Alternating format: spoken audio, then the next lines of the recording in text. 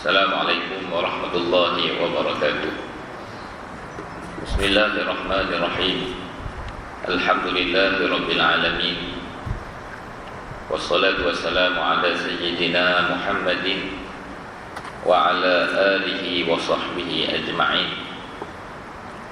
Allahumma ighfir lana dhunubana wa liwalidina wa limasyayikhina wa li jami'il muslimina wal muslimat birahmatika ya arhamar rahimin. Allahumma faqihna fid din wa 'allimna at-ta'wil wahdina ila siratikal mustaqim. Allahumma faqihna wa faqih ahlana wa auladana fi dinik. Allahumma inna nas'aluka ilman nafi'an wa rizqan thayyiban wa 'amalan mutaqabbalan wala haula wala quwwata illa billah al-aliyyil azim al-azizil hakim. Wa ba'du, tuan-tuan sidang hadirin muslimin muslimat rahimakumullah. Alhamdulillah kita bertemu lagi pada malam ini meneruskan perbincangan berkala kita berkaitan dengan cabang-cabang iman yang mana kita selalu sebut pada setiap permulaan kuliah kita ini. Iman yang ada dalam hati dan jiwa kita ini, yakni kepercayaan yang kita pasak teguh dalam hati kita kepada Allah, kepercayaan kepada Nabi SAW, kepercayaan kepada kehidupan selepas mati, hari akhirat, dan segala rukun-rukun iman yang lain itu, ianya ibarat pohon, ibarat pokok yang mana sekiranya ia hidup, ianya akan menumbuhkan cabang-cabang dan ranting-ranting dan menghasilkan buah-buah. Dan buah-buah itulah yang menjadi tanda dan menjadi petunjuk kepada subur dan sehatnya iman dalam jiwa seseorang. Dan ranting-ranting dan cabang-cabang itu ada senarai-senarainya. Dan kita juga sebut apa yang dinyatakan oleh almarhum Syekh Abdullah Sirajuddin, seorang ulama besar zaman kita ini dalam bidang tafsir dan hadis. Beliau menyatakan apabila ibarat iman itu seperti pohon, maka ianya perlulah sentiasa disiram, perlulah sentiasa dipelihara, perlulah sentiasa dijaga. Dan siraman iman itu, siraman yang akan menyuburkan iman itu adalah dengan kita mengikat diri kita dengan Al-Quran dan kita ikat diri kita dengan Nabi Muhammad SAW. Dan kita juga dah kupas dan teranglah tentang bagaimanakah kita nak hubungkan diri kita dengan Al-Quranul Karim, dan juga kita nak ikat diri kita dengan baginda Rasulullah SAW. Dan kita telah sentuh dan kupas cabang-cabang dan ranting-ranting iman ini sehingga yang ke-15. Yang terakhir itu adalah cabang menghormati dan memuliakan baginda Nabi SAW. Yang ini tanda seseorang itu beriman pada Allah. Salah satu tanda dan salah satu kesan ataupun hasilnya, dia sangat-sangat memuliakan dan mengagungkan Nabi Muhammad SAW. Itu tanda iman yang subur dalam hati. Hari ini kita masuk pada cabang yang ke-16 dan yang ke-17 insya-Allah dengan kadar masa yang ada ini. Berkata Tuan Pengarang rahimahullah, nafa'anallahu bi'ulumihi wa 'ulumi masyayikhina fid darain amin. As-sadis ashar min syu'abil iman. Cabang yang ke-16, ranting yang ke-16 daripada ranting dan cabang iman ini, syuhul mar'i bidinihi. Perasaan berasa bahawa agama dan iman adalah perkara yang paling bernilai di dalam hidup seseorang mukmin itu. Asal perkataan syuh ni maksudnya bakhil, kedekut. Maksud bakhil dan kedekut itu kalau pada penggunaan biasa kita ialah kita akan kawal, kita akan kontrol, kita tak mau bagi ke orang dan kita tak akan korbankan dia. Itu maksud bakhil ni. Orang yang bakhil ni dia ada sifat, dia akan kontrol, dia akan kawal benda yang dia miliki dan dia tak akan korbankan benda itu untuk beri pada orang lain. Jadi maksud di sini ialah seseorang itu sangat-sangat memelihara dan sangat-sangat meletakkan bahawa iman dalam hatinya dan agama yang dia pegang ni, agama Islam yang kita pegang ni adalah perkara yang paling bernilai dalam diri dan penilaian hidupnya, sehingga kan dia lebih sanggup dicampak ke dalam api sehingga terbakar berbanding dia menjadi kufur wal'iyadzu billahi ta'ala. Salah satu tanda, salah satu kesan, salah satu hasil daripada iman yang sahih itu, seseorang itu akan berasa bahawa iman adalah perkara yang paling bernilai dalam hidup. Sebab apa tuan-tuan? Sebab kepercayaan yang ada dalam hati kita terhadap Allah, kepercayaan kita terhadap Nabi sallallahu alaihi wasallam, kepercayaan kita terhadap Al-Quran dan akhirat itu, yang itulah yang akan bernilai gunanya selepas daripada kehidupan di dunia ini. Walaupun kita anggap ataupun kita mungkin berhadapan dengan sedikit kekurangan kehidupan di dunia, jika ditawarkan untuk menggadaikan iman dan agama Islam ini, kita tak akan gadaikan. Sebab kita tahu kehidupan yang di alam kubur dan kehidupan di akhirat itu jauh lebih panjang. Jauh lebih panjang, bahkan ianya kehidupan yang kekal. Jadi apalah guna kita korban dan gadaikan agama dan iman dalam hati kita itu demi dunia yang pendek dan ringkas ini, tetapi kita akan berhadap, kita akan bertemu dengan kehidupan yang penuh sengsara di alam kubur dan juga di akhirat. Inilah maksud cabang yang ke-16 ini. Seseorang mukmin itu sentiasa meletakkan iman dan Islam ini yang dia miliki dan dia pegang dan dia simpan, kita pasak dalam hati itu. Inilah yang paling bernilai, yang paling bernilai, dan dia lebih sanggup dicampak ke dalam api sehingga terbakar berbanding dia na'udzubillah min zalik meninggalkan agamanya dan pergi kepada kekufuran.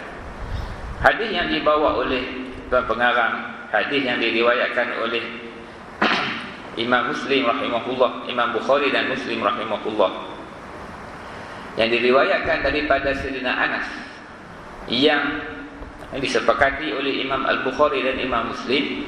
Sayyidina Anas menyatakan bahawasanya Rasulullah SAW bersabda, "Thalathun man kunna fihi wajada bihinna halawatal iman." Tiga perkara yang mana sekiranya tiga perkara ini ada dalam hati seseorang, maka dia benar-benar telah merasai kemanisan iman. Maksud merasai itu, iman itu sudah, kalau gula tu kita buat kiasan, dia sudah larut dan sudah sebati. Itu maksud merasai kemanisan iman ni. Iman itu sudah sebati dan sudah larut dalam jiwanya, ini kukuh dalam hatinya. Apa tanda tiga perkara ini kita dah pernah sebut yang sebelum ni lah. Allah dan Rasulullah yang paling dikasihinya. Allah dan Rasulullah yang paling dikasihinya. Yang terakhir, yang sifat yang ketiga itu, yang berkaitan dengan cabang yang kita bincangkan ini, wa an yulqa fin nari, dan ada dalam hatinya sekiranya dia dicampak ke dalam api, ahabbu ilaihi, adalah jauh lebih dia suka dan jauh lebih dia rela, min an yarji'a ilal kufr, berbanding dia kembali kepada kekufuran. Na'udzubillah min dzalik. Ba'da an anqadhahu Allah minhu, selepas daripada Allah Ta'ala menyelamatkannya daripada kekufuran. Itu tuan, sebab itulah kalau kita tengok kan, kalau tazkirah, ceramah kan, semua akan sebut ceramah kan, kita bersyukur kepada Allah di atas segala nikmatnya. Selepas daripada nikmat yang terbesar, itu nikmat iman dan nikmat Islam. Ini nikmat kita dapat menerima kebenaran daripada Allah ni. Kita menerima kebenaran ajaran yang benar yang dibawa oleh Nabi SAW ini. Nikmat Allah Ta'ala buka hati kita untuk beriman. Inilah nikmat yang tidak ada nilaiannya, tidak ada bandingannya. Inilah nikmat yang paling besar. Sebagaimana duit tu kita pegang, kita rasa, oh, alhamdulillah ni rezeki daripada Allah. Bila kita dapat guna untuk manfaat, sama ada yang dekat ataupun yang jauh, musim-musim yang diuji dengan kesusahan ni. Tidak-tidaknya kita ada duit tu, kita dapat tu, kita rasa kalau aku tak guna untuk aku pun aku boleh tolong orang keliling. Itu nikmat sebab kita nampak manfaat.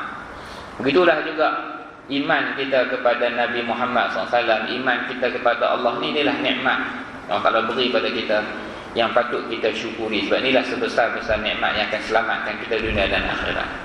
Jadi tanda seseorang itu beriman ataupun kesan daripada iman yang sahih itu akan menjadikan seseorang itu sanggup untuk berhadapan dengan segala bentuk kesusahan. Sebab berkias kepada perbandingan dilempar dalam api itu sebesar-besar mudarat, sebesar-besar sakit lah. Maksudnya apa saja yang kesan-kesan sakit, kesan-kesan perit yang bawah daripada itu pun kita sanggup hadapi, asalkan kita tidak menggadaikan iman dan kepercayaan dalam hati kita ini. Begitu juga disebut dalam sebuah lagi hadis yang dibawa oleh tuan pengarang, hadis yang diriwayatkan oleh Imam Muslim rahimahullahu taala, anna rajulan sa'ala an-nabiy sallallahu alaihi wasallam. Ada seorang lelaki datang mai minta pada Nabi, minta bantuan lah, minta sedekah dan sebagainya. Fa'atahu ghanaman baina jabalaini. Lalu Rasulullah SAW beri pemberian kepada orang yang mai minta ni. Rasulullah bagi kambing dengan jumlah yang cukup banyak. Disebut dalam hadis ini keluasan ataupun jumlah kambing yang diberi oleh Rasulullah tu, kalau kata lembah di antara dua bukit, lembah tengah-tengah tu, kambing penuh tu Rasulullah bagi semua kat orang yang mai minta ni. Fa'ata qaumahu. Jadi orang yang Arab Badawi ni, Arab pedalaman ni yang mai minta Rasulullah ni, Rasulullah beri zakat, Rasulullah beri bantuan pada dia dengan jumlah yang banyak tu tadi. Dia pun balik kepada kaum dia, dia kata apa? Aslimu, pakat-pakat masuk Islam lah kita. Pakat-pakat masuk Islam lah kamu semua. Fa wallahi, demi Allah, inna Muhammadan, sesungguhnya Muhammad itu, la yu'ti ata'an rajulun la yakhaful faqata. Sesungguhnya aku tengok pada Muhammad ini, dia memberi bantuan, dia memberi infak, dia memberi, orang kata apa, perkongsian rezeki itu dengan pemberian yang tidak sesekali takut kepada kefakiran. Maksudnya tuan-tuan, Rasulullah bila bagi, Rasulullah bagi dalam keadaan Rasulullah yakin sepenuhnya dengan, orang kata apa, jaminan daripada Allah Subhanahu Wa Taala. Jadi orang ni dia tengok, ini bukan manusia biasa. Muhammad ini cara dia bagi pun dah tunjuk kata dia ni bukan orang biasa-biasa. Menunjukkan kata ini betul-betul orang yang ada hubung kait dengan Tuhan pencipta alam. Sebab dia memberi dengan pemberian yang tidak takut akan kefakiran. Jadinya orang yang asalnya datang nak minta bantuan duniawi, tetapi dibukakan hatinya oleh Allah untuk percaya dengan kebenaran Nabi Muhammad SAW. Dia pulang kepada kaum dia, dia ajak kaum dia juga untuk beriman kepada Rasulullah SAW. Menunjukkan kata iman itu sudah ada nilai dalam hati dia, dia pandang itulah yang paling tinggi. Itulah yang disebut oleh tuan pengarang beberapa hadis, dan dia punya kesimpulan dia sebut apa? Ad-din, ini agama yang kita pegang ini, iman yang kita ada ini adalah aghla haga, ini benda yang paling mahal, benda yang paling bernilai dalam hidup kita. Bila sebut iman, iman kepercayaan dalam hati, kepercayaan yang kita pasakkan dalam hati kita. Begitulah juga lanjutan daripada itu, kita akan sanggup untuk berhadapan dengan sedikit keperitan ataupun kesusahan berbanding daripada kita melanggar perintah-perintah Allah, khususnya dalam bab yang melibatkan harta dan juga kehidupan duniawi ini. Jika bertembung tawaran untuk dapat jumlah pemberian daripada rasuh yang haram berbanding dengan sumber halal yang sedikit berbanding jumlah yang tadi, kita sanggup untuk pilih yang sedikit walaupun tak banyak tetapi halal berbanding yang banyak tetapi haram dan dimurkai oleh Allah. Itu tanda orang beriman. Dia sanggup untuk menghadapi sedikit ataupun orang kata apa, kekurangan demi untuk taat pada perintah Allah dan mendapat redha dan kasih Allah. Apa guna? Tuan-tuan, apa guna ambil harta yang banyak, tetapi harta itu dalamnya ada murka Allah, ada kemurkaan dan kebinasaan dunia dan akhirat, berbanding yang sikit tetapi ada kasih dan redha Allah. Tentulah yang sedikit tapi ada kasih dan redha Allah itu akan bawa kebaikan, bukan setakat dunia, bawa kebaikan sampai akhirat. Ini yang kita kena pasak selalu dalam diri kita dan juga diri anak-anak kita. Zaman sekarang ni kita boleh sebutlah tuan-tuan, kena peringat pada anak-anak ni tentang persoalan halal haram, persoalan keberkatan. Kena sebut daripada dia kecil lagi. Kena sebut sumber wang yang tidak, sumber harta yang tidak diiktiraf, tidak Allah redha, ni tiada nilai. Kena sebut biarlah sedikit asalkan halal. Moga-moga Allah buka dengan halal yang sedikit itu keluasan yang lebih besar pada masa yang akan datang, berbanding yang banyak yang haram tetapi akan memperak-perandakan. Kalau tak di dunia pun, porak-peranda dalam kubur sudah pasti. Porak-peranda di akhirat sudah tentu lebih berat dan lebih teruk untuk kita hadapi. Sebab itulah disebut di penghujung ni oleh Sayyidina Anas radhiyallahu ta'ala anhu. Sayyidina Anas kata, wa in kana ar-rajulu yaji'u ila an-nabi sallallahu alaihi wasallam ma yuridu illa ad-dunya. Ada sebahagian orang yang mai jumpa Nabi tu, mula-mula mai tu dia nakkan dunia. Macam kisah Arab tadi lah. Dia mai nak minta bantuan, nak minta harta. Nabi bagi kat dia kambing penuh, bagi dengan jumlah yang banyak. Tetapi fama yumsi hatta yakuna dinuhu ahabba ilahi. Tetapi bila dia dah beriman, dah percaya dengan Nabi pada pagi itu, tak sampai sempat petang, sebelah petang itu saja, sebelum petang lagi dia sudah meletakkan, dia sudah merasa bahawa agama dan iman itu telah jauh lebih bernilai daripada apa yang dia nak awal-awal tadi. Ini orang kata apa kesan dia beriman dan bersama dengan Nabi SAW. Terus merasai kemanisan iman, merasai kesan keberkatan daripada kepercayaan kepada Allah dan kepercayaan kepada pegangan agama Islam yang dibawa oleh baginda Nabi SAW. Petang, sebelum sempat petang lagi, dia dah merasa bahawasanya iman dan kepercayaan itu jauh lebih bernilai daripada dunia dan seluruh isinya. Jadi iman dan kepercayaan ini, ianya akan betul-betul kukuh dalam hati dan jiwa kita ni tuan-tuan. Satu dengan kefahaman. Dia mesti dengan faham. Kita faham Allah Ta'ala itu wujud, kita faham Allah Ta'ala itu berkuasa, kita faham Allah Ta'ala itu maha kaya, dengan hujahan-hujahan dan bukti-bukti. Bukan kita ikut-ikut sahaja. Itu semua dah akan mengukuhkan iman kita.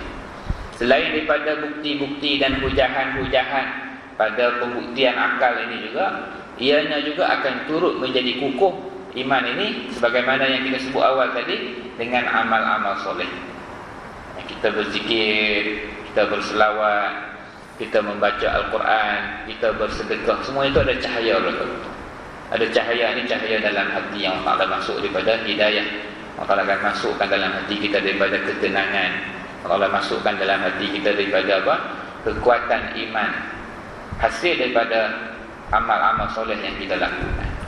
Bila makin kuat keimanan kita, makin kukuh keyakinan kita dengan keberkatan amal-amal soleh yang kita buat itu, tentulah perkara itu akan menjadi perkara yang paling bernilai dalam penilaian kita dan juga dalam pertimbangan kita. Ini cabang yang ke-16, iaitulah seseorang itu meletakkan bahawa agamanya, meletakkan bahawa imannya itu adalah perkara yang paling tinggi dan yang paling bernilai dalam hidupnya. Cabang yang ke-17, terus kita masuk tuan-tuan dengan masa yang ada ini. Cabang yang ke-17 ataupun ranting yang ke-17, kesan ataupun hasil daripada iman kita yang benar dan sahih itu, keyakinan kita dan juga kefahaman kita bahawa menuntut ilmu itu adalah satu perkara kewajipan. Maksudnya seseorang mukmin itu, tanda dia itu benar-benar beriman pada Allah, tanda bahawa iman itu iman yang mula memberi kesan dalam perlakuan dan juga dalam penghayatan hidupnya itu, dia akan menjadi seseorang yang cukup mengambil berat tentang menuntut ilmu. Sangat mengambil berat tentang persoalan menambahkan ilmu dan pengetahuan. Seseorang mukmin yang benar itu, sebagaimana dia ambil berat persoalan sembahyang, ibadat hariannya, dia juga sangat mengambil berat tentang persoalan menambah ilmu pengetahuan. Menambah ilmu pengetahuan. Cumanya kita akan detailkan kejap lagi tentang ilmu pengetahuan itu, apakah klasifikasinya. Maka kita baca dulu tentang yang dimaksudkan menuntut ilmu itu. Tuan Syekh sebut, apakah ilmu yang dimaksudkan yang utamanya? Yang pertama Tuan Syekh sebut, wa huwa ma'rifatul bari ta'ala. Yang pertama, ilmu yang menambah fahamnya dan menambah kenalnya terhadap Allah Subhanahu wa ta'ala. Wa ma jaa min indillah. Dan yang keduanya, ilmu yang menambahkan fahamnya tentang perkara-perkara yang datang daripada Allah, yakni perintah-perintah Allah. Wa ilmu nubuwati, dan ilmu tentang para nabi. Wa ma yumayyizu bihi an-nabiyyu sallallahu alaihi wasallam an ghairihi, dan apa yang membezakan Nabi sallallahu alaihi wasallam daripada yang lain-lainnya. Wa ilmu ahkamillahi ta'ala wa aqdiyatih, dan ilmu-ilmu tentang hukum hakam Allah Ta'ala dan ketentuan-ketentuannya. Wa ma'rifatu ma tutlabul ahkamu minhu kal kitabi was sunnah wal qiyas wa syurutul ijtihad, dan mengetahui apa yang tempat untuk yang menjadi rujukan bagi agamanya daripada hukum hakamnya, seperti pengetahuannya tentang Al-Quran, tentang sunnah, tentang qiyas dan syarat-syarat ijtihad. Itu semua yang disebut oleh tuan. Saya petik tuan-tuan apa yang disebut oleh Al-Imam Al-Ghazali rahimahullah dalam kitab beliau Minhajul Abidin. Orang kita sebut, kita kata tuntut ilmu ni mesti wajib. Dia kata wajib tuntut ilmu. Jadi tentulah kita tanya, nak ilmu yang mana? Ilmu knowledge ni luar. Knowledge, pengetahuan ni luar. Belajar baca Quran, berkemas baca Quran pun ilmu. Kita belajar hukum hakam sembahyang pun ilmu juga. Tuan Syekh sebut, kita letakkan yang mesti dicapai, tak kira siapa, sama ada dia itu pengkhususan dalam pengajian Islam, seperti kita sebut ustaz-ustaz lah, ataupun bukan, yakni orang biasa yang tidak mengambil pengkhususan dalam pengajian Islam, tetapi mengambil bidang-bidang lain. Tak boleh tidak, tak kira siapa, mesti dapatkan 3 cabang pengetahuan ini dengan kadar yang minimum terlebih dahulu, lalu ditambah dengan tambahan-tambahan yang mengukuhkan lagi. Apa dia 3 ni tuan-tuan? 3 ini, yang pertamanya yang disebut sebagai ilmu akidah. Ilmu akidah dan ilmu iman. Ilmu akidah dan ilmu iman ni fokusnya pada menerangkan 3 perkara. Yang pertama, terangkan, memberi faham yang benar tentang Allah Ta'ala pada seseorang yang mempelajari ilmu itu. Yang keduanya, memberi faham yang benar terhadap Nabi-Nabi alaihi wassalatu wassalam, khususnya kepada Nabi Muhammad SAW. Dan yang ketiganya, memberi faham dan memberi maklumat tentang perkara-perkara gaib, perkara yang wajib kita imani. Sebagai contoh, ini kita masih bincang ilmu yang pertama, ilmu akidah ataupun ilmu usuluddin ataupun ilmu tauhid. Ini nama yang berbeza dan pelbagai, tapi konten yang sama. Apabila kita akan dapat daripada ilmu ini, kita akan dapat faham tentang Allah. Yang ini dalam ilmu inilah akan terang pada kita apakah sifat-sifat Allah yang wajib kita percaya. Allah Ta'ala wujud, Allah Ta'ala kekal, Allah Ta'ala maha berkuasa, Allah Ta'ala maha berilmu, Allah Ta'ala maha mendengar. Ilmu yang kita belajar sifat 20 itulah. Ilmu itu fungsinya nak bagi kita kenal dan faham Allah dengan pengenalan yang sebenar. Disebut tentang Allah Ta'ala tidak ada persamaan dengan makhluk. Allah Ta'ala sangat-sangat berkuasa terhadap apa yang dia hendak lakukan. Dengan faham ilmu yang benar inilah, tuan, tak tergelincir lidah kita. Macam baru-baru ni duk viral kan, ada yang orang ni kata Allah Ta'ala itu makhluk halus. Itu dia datang daripada mana? Datang daripada apa? Sebab pengajian dan juga pembelajaran tentang persoalan asas ini mungkin tidak pernah dilalui secara tersusun dan teratur. Jadi ilmu yang akan selamatkan kita, akan selamatkan persoalan keimanan dan kepercayaan inilah disebut sebagai ilmu akidah ini. Itu yang bahagian pertama yang dia akan kurai dan sentuh. Itulah ilmu bahagian persoalan ketuhanan atau persoalan yang menerangkan, membetulkan faham kita tentang Allah. Yang keduanya, ilmu akidah akan sentuh tentang persoalan kenabian, untuk fahamkan kita tentang Nabi SAW ni. Para Nabi adalah manusia, tetapi bukan sebarang manusia. Mereka adalah manusia yang dipilih oleh Allah untuk menjadi utusan, untuk menyampaikan apa yang Allah Ta'ala kehendaki daripada arahan-arahan dan larangan-larangan. Perkara yang melibatkan arahan dan larangan itulah akan disampaikan oleh para Nabi. Jadi Nabi-Nabi ini kedudukan mereka adalah kedudukan yang tinggi di kalangan manusia.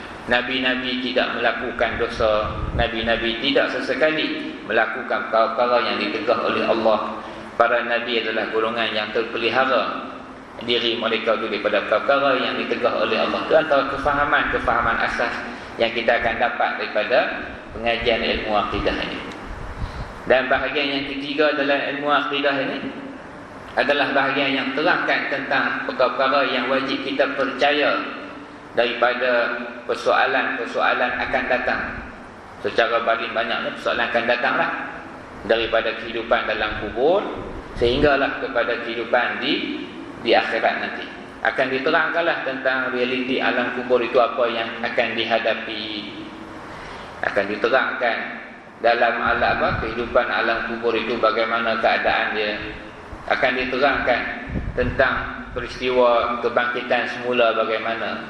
Kemudian apa yang akan dilalui daripada mahsyar, kemudian timbangan, kemudian titian sirat. Semuanya itu disentuh dan dikupas di dalam yang disebut sebagai ilmu akidah. Ini bahagian pertama, ilmu yang wajib kita dapat dengan kadar yang asas.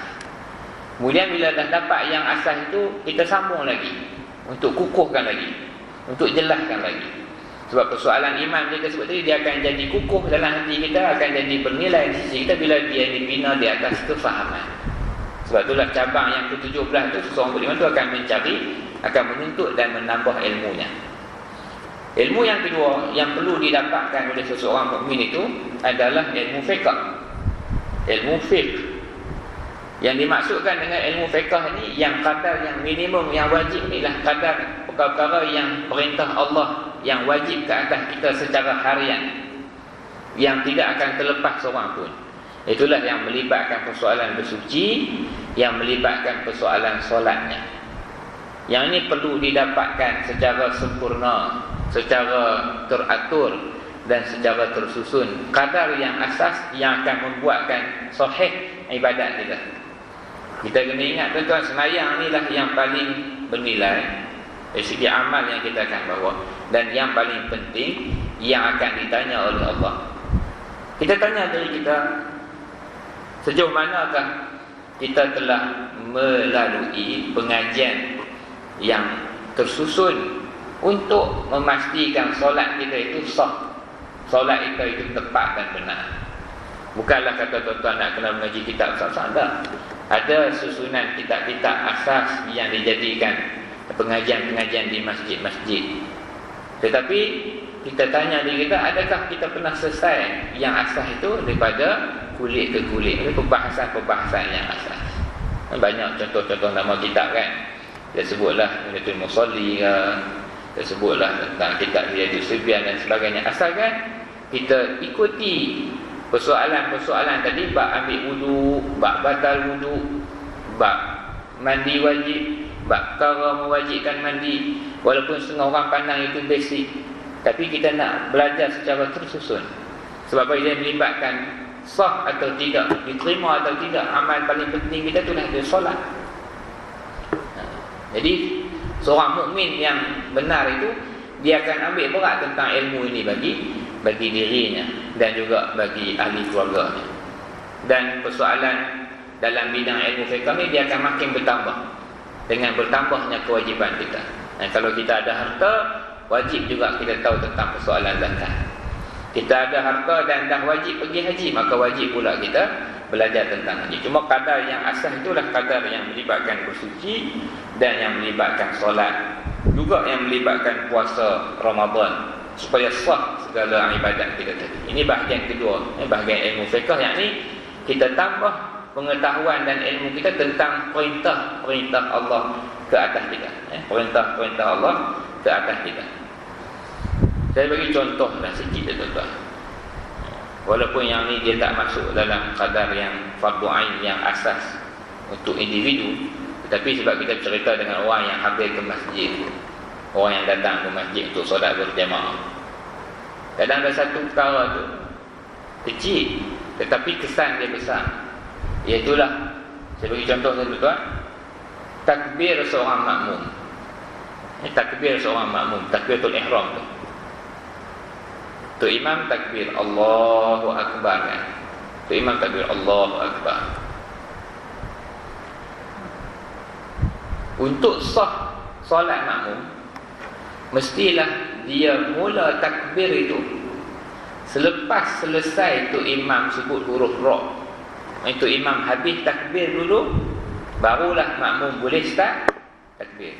Allahu Akbar. Tu imam, barulah makmum boleh start Allahu Akbar. Ini semua kita buat dah. Cuma kadang-kadang setengah orang yang mungkin tak pernah dengar ataupun tak pernah belajar, bila tu imam Allah, dia pun kat belakang Allahu Akbar. Tapi dia macam berlumba, dia tak awal pada tu imam, tapi dia serentak dengan tu imam, cuma lewat sikit. Jadi tu imam baru sebut Allah, tak sempat habis sebut Akbar lagi, dia dah mula takbir di belakang makmum. Apa hukum solat dia, tuan-tuan? Bila kita buka kitab-kitab fiqh, kita buka kitab-kitab panduan tentang hukum hakam ni, kita akan dapati solatnya tak sah. Tak sah terus solat makmum tu tadi. Yang kita nak tunjuk kata pentingnya pengetahuan persoalan hukum hakam yang melibatkan ibadat ini. Yang ni yang kita kata ilmu yang cabang yang kedua. Itulah ilmu fiqh dan hukum hakam. Dan yang ketiganya disebut oleh Imam Al-Ghazali rahimahullah, cabang ilmu yang ketiga adalah ilmu yang melibatkan persoalan hati dan jiwa kita ni. Persoalan hati dan nafsu. Ada ilmu yang disusun untuk memberi panduan kepada orang yang beriman ni tentang perkara-perkara yang wajib dibuang daripada hatinya, wajib dijauhkan daripada hatinya, dan perkara yang wajib ada dalam hati seseorang itu daripada perintah-perintah Allah. Antara contoh yang wajib dibuang hasad dengki, yang wajib dibuang riya, yang wajib dibuang takabur, yang wajib dibuang rasa ta'ajub, kagum diri. Ini semua perintah Allah belakang ni. Allah Ta'ala arah kita untuk jauhi perkara-perkara ini. Perkara ini adalah persoalan yang dalam hati.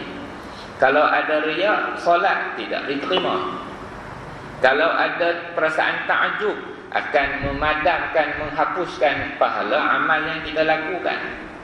Kalau ada perasaan takabur, akan mendatangkan kemurkaan Allah. Kalau ada perasaan hasad dengki dalam hati kita, ianya akan membakar pahala amal soleh itu, seperti mana menghapuskan amal soleh, ganjaran pahala amal soleh, seperti mana api menghapuskan kayu, mereputkan kayu. Jadi ini semua ni disusun dan diterangkan dalam ilmu yang disebut sebagai ilmu tasawuf, ataupun ilmu yang disebut sebagai ilmu persoalan tazkiyatul anfus, penyucian jiwa dan nafsu. Tiga cabang ilmu inilah yang wajib dipelajari dan wajib didapatkan oleh seseorang mukmin. Yang ni yang kita sebut dari sudut perintah agama ataupun tanggungjawab agamanya mesti dapat untuk diri dia dan juga untuk orang-orang di bawah tanggungan dia, ni isteri dan anak-anak. Lepas pada itu barulah kita tambah dengan tambahan-tambahan yang melibatkan persoalan agama ni, seperti kemahiran ataupun memahirkan membaca Al-Quran. Memahirkan baca. Ini juga ilmu yang akan mengukuhkan iman kita. Kemudian kita tambah lagi dengan ilmu-ilmu yang menghuraikan tentang makna-makna ayat Quran pada kita. Setiap minggu tambah satu ayat Quran yang kita faham dengan kefahaman yang benar, itulah ilmu tafsir. Kemudian kita tambah lagi dengan dengar hadis-hadis Nabi SAW mendengar ucapan Nabi SAW supaya kita dapat faham apakah hikmah, apakah manfaat, apakah pengetahuan-pengetahuan yang kita boleh ambil daripada ucapan-ucapan Nabi SAW. Ini semua ni yang tambahan yang akan mengukuhkan lagi keimanan dalam hati dan jiwa. Tetapi dia berbalik-balik pada persoalan ilmu. Yang ini kita sebut sebagai ilmu agama. Kadar ini mesti didapati oleh tak kira siapa saja. Kadar yang wajib tadi, hak 3 itu, tambahan-tambahan itu kita tambah, dia bergerak sepanjang hidup kita lah, sepanjang hayat kita. Ini kadar yang ilmu agama. Dan selepas daripada itu tuan-tuan, kita kena faham juga tentang persoalan ilmu dunia ni. Kita masukkan dengan ilmu ni, ilmu yang akan memampukan dan memahirkan diri kita dan juga anak-anak bawah tanggungan kita untuk dia boleh hidup mencari rezeki yang halal. Apa-apa sahaja pengetahuan, apa-apa sahaja kemahiran yang boleh memampukan dia, menguatkan dia, memahirkan dia untuk dapat mencari rezeki yang halal untuk dia hidup, itu juga antara tanggungjawab ibu dan bapa untuk dapatkan kepada orang-orang yang di bawah tanggungan. Jadi kalau serentak dua-dua ini, insya-Allah dia dikira sebagai seorang mukmin yang amat-amat mengambil berat tentang persoalan ilmu. Sama ada ilmu yang melibatkan akhiratnya dan juga ilmu yang melibatkan keperluan duniawinya. Kita seimbang tuan-tuan, tidak berat pada satu, ringan pada satu yang lain. Tidak juga hanya mengambil ilmu agama tetapi mengabaikan perkara yang melibatkan kemahiran dan juga keperluan untuk dia hidup di dunia dengan kehidupan yang mulia, kehidupan yang tidak perlu meminta-minta kepada orang lain. Inilah sifat ataupun sudut pandang seorang mukmin terhadap persoalan pengetahuan. Itu sekurang-kurang pengetahuan, knowledge yang kita perlu dapat. Dan apa-apa saja pengetahuan yang bermanfaat selepas pada itu, semuanya terpuji belaka. Semuanya adalah perkara yang dituntut belaka untuk kita dapatkan. Sebab golongan beriman inilah golongan yang sangat-sangat mengambil berat dan meletakkan ilmu pengetahuan itu di tempat yang tertinggi. Ilmu pengetahuan itu di tempat yang tertinggi. Jadi tuan-tuan, Tuan Syekh sebab bawa lah beberapa hadis. Beberapa gitu. InsyaAllah dah dekat sikit lagi. Tuan Syekh bawa beberapa hadis yang menunjukkan akan kelebihan ilmu kepada orang beriman. Kita ambil satu saja hadis yang dibawa oleh Tuan Syekh. Kita baca secara pantang tuan-tuan. Hadis yang diriwayatkan oleh Imam Muslim daripada Sayyidina Abu Hurairah radhiyallahu taala anhu, bahwasanya Rasulullah SAW bersabda, "Man naffasa an mu'min kurbatan min kurabid dunya." Barang siapa yang melepaskan seseorang mukmin daripada kesulitan hidup di dunia, naffasallahu anhu kurbatan min kurabi yaumil qiyamah. Nescaya Allah Taala akan lepaskan dia daripada kesulitan dan kesempitan yang akan dia hadapi daripada hari akhirat. Jadi tuan-tuan, walaupun masih tak sampai pada part ilmu tadi, kita sentuh sikit sebab berkaitan dengan musim sekarang ni. Saudara-saudara kita yang diuji dengan banjir, diuji dengan rumahnya masuk selut dan sebagainya. Apa saja ruang yang kita boleh masuk sedikit, kita boleh selitkan dari segi bantuan kita, dari segi kemampuan, sama ada tenaga, sama ada kewangan, sama ada moral, doa, kita buat belaka dengan niat, ya Allah, aku lepaskan sedikit kesulitan yang dihadapi oleh orang mukmin, maka lepaskanlah aku juga, ya Allah, daripada kesulitan dan juga kesusahan pada hari akhirat. Itu yang pertama yang Rasul sebut dalam hadis ini. Wa man yassara 'ala mu'sirin yassarallahu 'alaihi fid dunya wal akhirah. Yang keduanya Rasul sebut, barang siapa yang memberi mudah kepada orang yang berhadapan dengan kesusahan.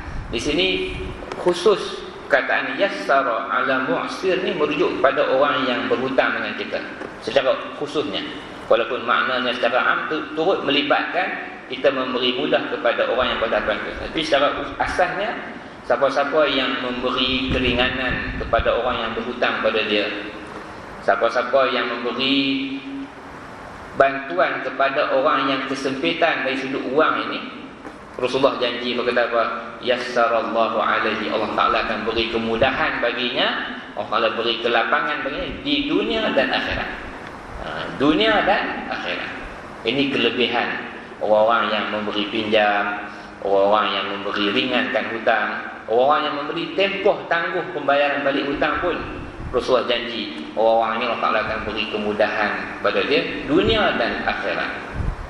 Wa man satara musliman. Yang ketiga dalam hadis ni Rasul sebut, barang siapa yang menutup aib. Tuan, 1 minit.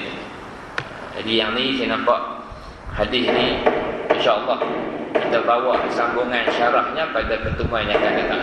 Ini panduan Nabi SAW yang sangat-sangat bermanfaat bagi kita dunia dan akhirat. Aqulu qawli hadza wa astaghfirullahal azim li wa lakum wa sallallahu ala sayyidina Muhammad wa ala alihi wa sahbihi wa sallam walhamdulillahi rabbil alamin.